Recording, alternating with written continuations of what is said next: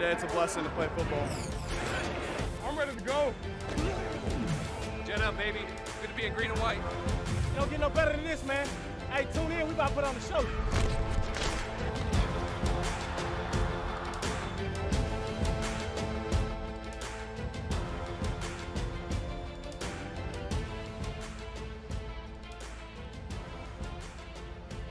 Welcome to Pregame Central, presented by Pepsi. Eric Allen and Anthony Becht here at MetLife Stadium.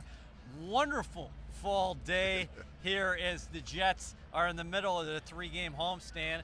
This afternoon, of course, hosting the Indianapolis Colts, and we'll have a special moment at halftime as the Super Bowl III team will be saluted out here. Can't wait to see that. Joe Namath, a lot of the impressive guys from that team are in the building today, which is great. Anthony, top storylines. You played, obviously, on the offensive side of the ball. I was looking at your storylines this week. You want to talk almost all offense. So yeah.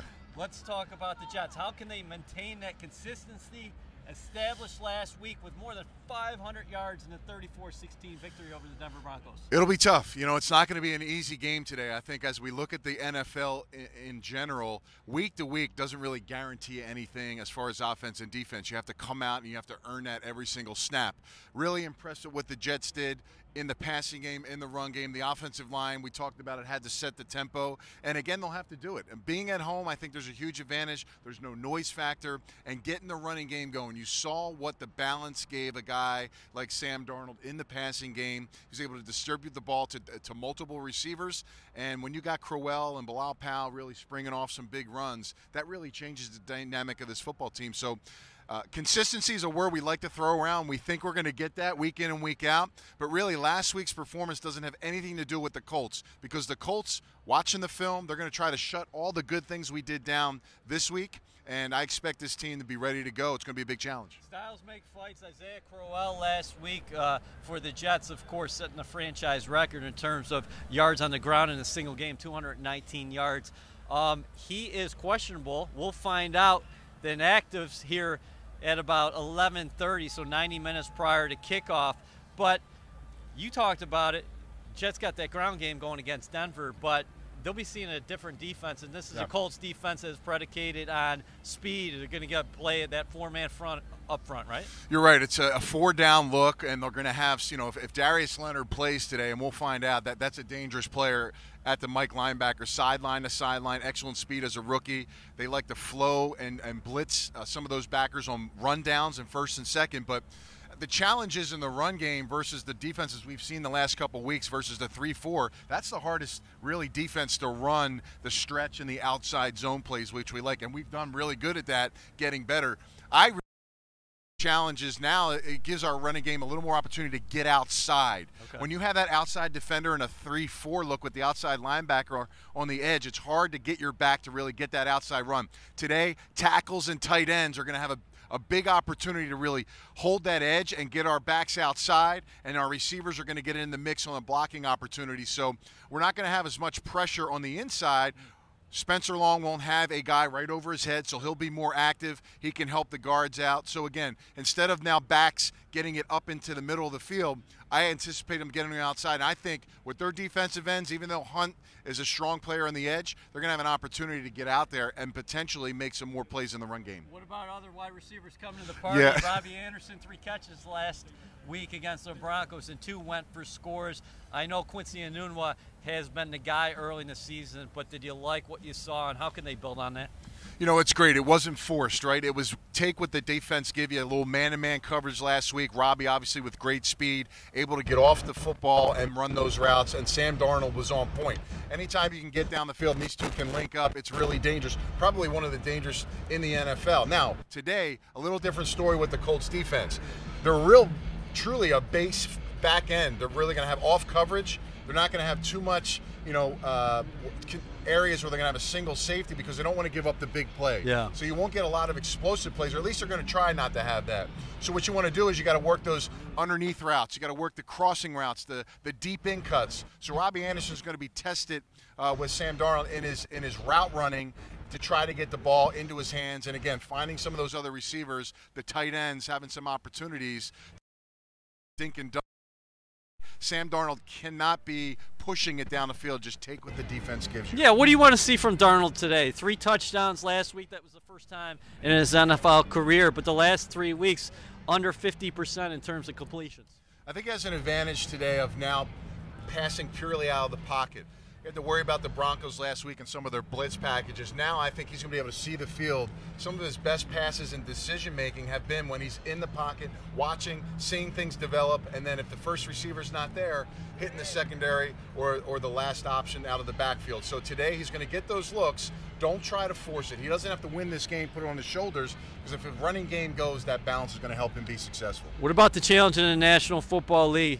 Overall, maintaining consistency week to week, because the Jets looked terrific last week against the Broncos, but they haven't won back-to-back games in more than a calendar year. Yeah, it always tests the young team, right? I mean, we have some really good players, but they're young.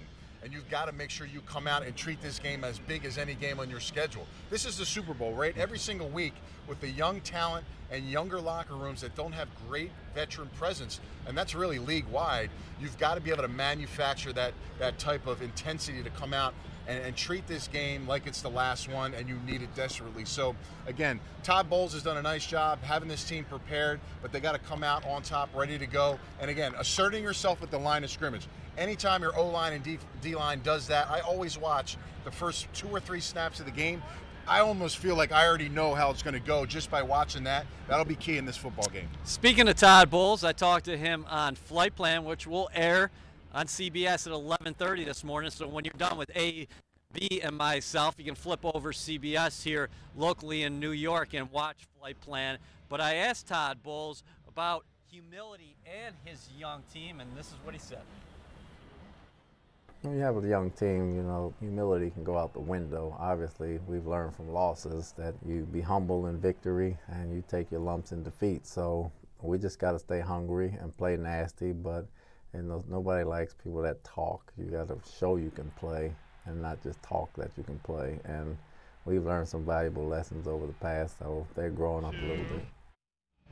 We're back live here at MetLife Stadium. You're watching Pregame Central, presented by Pepsi. Eric Allen and Anthony Becht here on a gorgeous afternoon. I'm ready to play football myself. This is great, man. Suit me up. I don't want to go out there. Just put a jersey on me. I'll be good to go.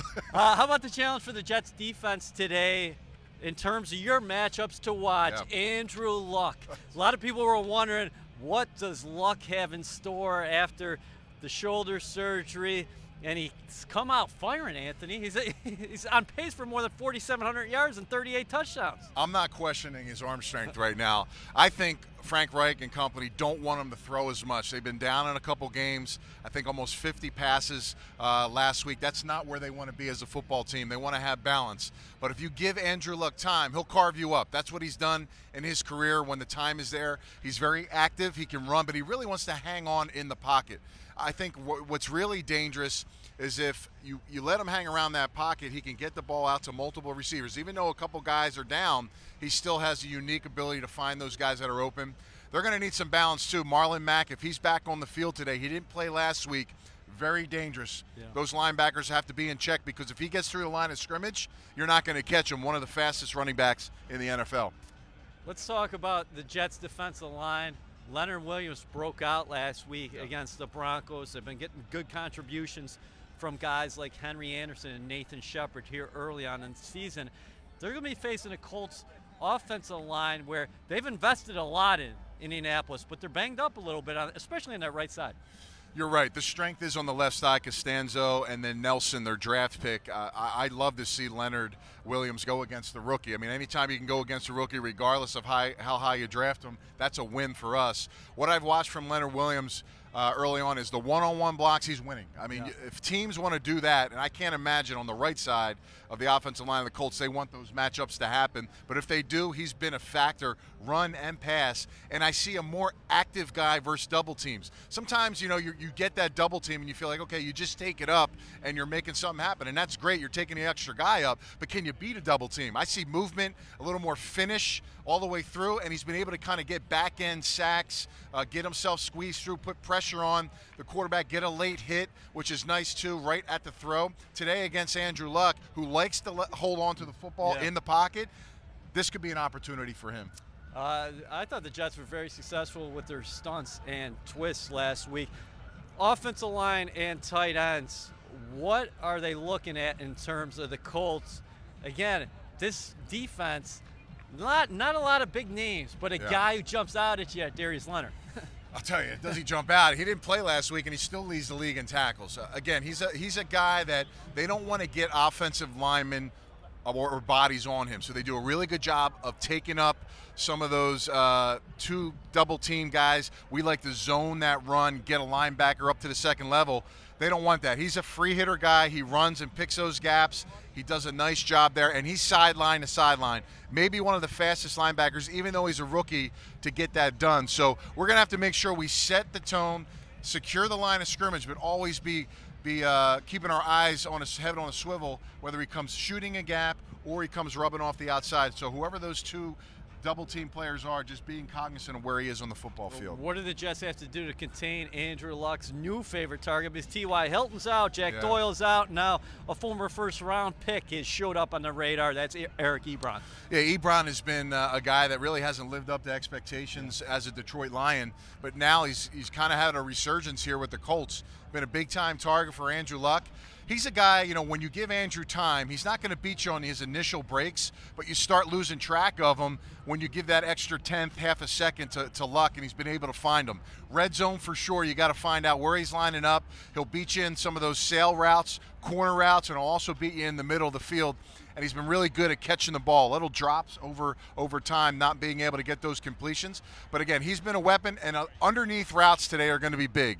So if we can be good tacklers, we've had some ups and downs with that versus Jacksonville, but better last week. If it's good today, really tough to see where those explosive plays come from in the passing game for the Colts. You are watching Pregame Central presented by Pepsi. Eric Allen and Anthony Becht here at MetLife Stadium. We're going to come back here momentarily with AB's fearless predictions, and we're also going to take a look around the National Football League. But earlier, our own Olivia Landis caught up with the legend himself, Joe Namath. Joe, a special day today celebrating the 1968 Super Bowl championship team. When you look back on each game of that season, how crucial of a role did they each play in the Super Bowl win? Well, getting to the finals, first of all, being able to contend for the AFL championship, you had to play a good season. And we did win our division. And then we had to play against the team that was at the Super Bowl or the championship the year before, the nasty team of the Oakland Raiders. So we were able to beat the Raiders because we had a better team. And then it was our chance to represent the AFL in what we called the World Championship game and what became Super Bowl III. It was a great opportunity for us. At what point during that 68 season did you know the team had what it took to be champions? We felt good about ourselves. Our kicking game was good. Jim Turner and Curley, you know, they were good punters, kickers. Our defense was the best in the AFL, and our offense was capable of either running the ball or throwing the ball. So we had a lot of confidence. Thanks, Joe. And Jets fans, be sure to stay tuned until halftime as we celebrate the 50th anniversary of the Super Bowl team. You're watching Pregame Central presented by Pepsi. Eric Allen and Anthony Becht here at MetLife Stadium. We just watched Olivia Landis with Joe Namath, who was elected into the Pro Football Hall of Fame in 1985. He brought this organization a championship in 1968. As a guy who played here, AB, what was your interactions like with Namath, and what are your thoughts what he did for the Jets brand and pro football as a whole? He's a great human being, just super humble. I remember my second year in the league, we had a family day at the old facility by Hofstra, and he came by, spent some time. I had my family in, my in-laws, took some pictures, and just got to talk to him a little bit, and then bounce now forward. while I was calling some of the preseason games, having him in the booth, just having those conversations, just really in tune to what's going on. He's beloved by the city of New York. I would think anywhere he goes, he's got an open door policy in the city for what he's done and brought to this team, and he's a great ambassador for us as well. But he was the guy, man. Anybody that can call it and lead their team and win a championship in New York, man, that's something no one will ever forget. Yeah, and that halftime ceremony today, we will be streaming live right here from MetLife Stadium. So don't go get your beverages at halftime. Have them ready right there on your coffee table because you're going to want to watch that. Now let's go back to Olivia Landis because she's got our Pepsi fan of the game. Welcome back to Pregame Central, presented by Pepsi. I'm Olivia Landis here at the Pepsi Tailgate Tour with our Pepsi fan of the game, Anthony. Anthony has been a Jets fan for over 39 years. Anthony, what are some of your tailgating traditions? Some of our tailgating traditions, we come out with our friends and family. It's like a big community. We come out and we all celebrating together. It's like one big happy family. It's just it's like you come out here with the same people every weekend, and you just have a great time. It's just a great time. What does it mean to you to be a Jets fan? It means it's a tradition. It's about I have a son. My buddy over here has a son, and we go to the games together, and we just it's just generation from generation. So for us, it's a big happy family. Well, thank you again to our Pepsi fan of the game, Anthony. Here's your prize, courtesy of Pepsi. Be sure to watch Pregame Central before every Jets home and away game for your chance to be our next Pepsi fan of the game. Welcome back to Pregame Central, presented by Pepsi. Eric Allen and Anthony Becht here live at MetLife Stadium. We're just talking about uniform combinations. It's going to be a whiteout here at MetLife Stadium, and the Jets are wearing those old gray face masks that you saw the Super Bowl III team wear in 1968, so that's going to be cool. What was your favorite uniform combination as a player? Do you have one now? I may have had a year of that gray face mask as well when I was playing back with the Jets, but I love the whiteout, man. It just it's just imposing. White makes you look a little bigger too. The offensive lineman may not love that, but it was always good for the guys to come out, and it really looks smooth out there. So I'm looking forward to seeing that today. Next week, actually, when the Jets host the Minnesota Vikings, it will be a green out. The Jets will be all green against Minnesota, but this team cannot afford to look ahead. But we can afford to take a look around the National Football League, specifically, I should say, the AFC East. Yeah. New England's got a challenging game tonight against the Kansas City Chiefs, and their young quarterback, Patrick Mahomes, is taking this league by storm. Yeah, I'll tell you, I'm trying to find flaws in this young man's game. I will say this, he's a little off the cuff. He takes some chances, and he's been pretty good on taking those chances. It will catch up with you. I promise you, Bill Belichick and this team will have something for him or take away something they're good at. And, it's interesting that they're favorites in this game, the Patriots, at home. So I'm going to kind of lean that way. I think the Patriots may be able to keep this close and potentially pull off the win. But Patrick Mahomes plays like he's been. It's scary, man. Nobody stopped him. It's going to be a shootout. Yeah. I think we both can agree on that. And Belichick has an unbelievable record against quarterbacks under the age of 25. And Mahomes, he fits that mold. What about Miami? We're hearing reports from our own Ethan Greenberg, who came up to us on set before we went live, saying Ryan Tannehill is doubtful today. That means Brock Osweiler might start for the Finns against a tough Bears defense. I love that.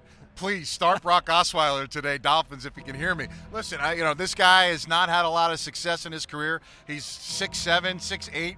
He's going to be a big target, and he's not going to be familiar with the kind of pass rush that's going to be coming at him today with Khalil Mack and Hicks on the inside. So this is a tough game for them. I don't know if they're going to be able to go even at home. I think I really like what Chicago's doing. Trubisky, they're coming off a bye last week and a 6-touchdown game against the Tampa Bay Buccaneers. They're kind of picking up some momentum right now in the NFC. And then finally, you got the Bills. You got to remember them. They're still there at 2-3, even though they're not getting a lot of offensive production right now. I think it's going to be an old throwback defensive showdown in Houston with the Bills and the Texans. Well, Houston, Deshaun Watson, I think that everybody's concerned about the amount of hits he's been taking. If the Bills can get to him and do that's right. That could keep this a very low-scoring game. It's all defense for Buffalo. Offensively, they just try to keep it close so their offense can be effective. Yeah. But they're really leaning on don't turn the ball over, and we don't mind punting the ball. So they have a young rookie quarterback that's coming along, but they don't have the pieces right now to let him excel and maybe do the things that he's great at. So again, this will be low scoring. Houston, again, I like Houston in this game. The Jets have a golden opportunity to get to 3-3 this afternoon against the Indianapolis Colts. But we were talking about it before.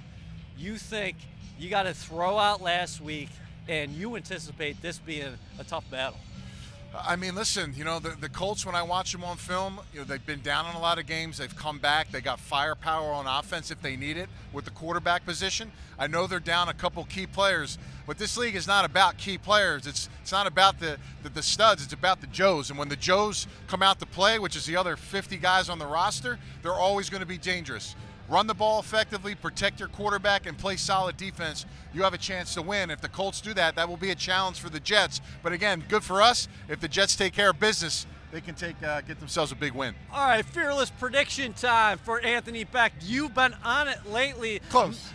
You said Morris Claiborne was going to get a pick last week. He didn't get a pick, but he had like 3 or 4 PDs, and he's been great so far this season. I think Claiborne is playing better than at any point we've seen from him in his career. What do you got this week? I'm going to go stick with the running game, but it's going to be more of a team effort today. Both backs getting involved. I think 175 yards at least as team for rushing today. I think there's going to be some opportunities versus this Colts defense to get outside and really make some big plays. Key will be tight ends and receivers blocking on the edge. If they do that, it could be another fun day running the football. Okay, and finally for me, I got some Stanford on Stanford crime. Henry Goose Anderson will pick up a sack of Andrew Luck. We'll have to see what happens, but that's all the time we have for today. Pregame Central, once again, presented by Pepsi. I'll be back Monday night inside the Jets at Vanderbilt, 7 p.m. with Eric Coleman. But, hey, check us out later on the site because Anthony and I will break it all down from here at MetLife Stadium. We are signing off.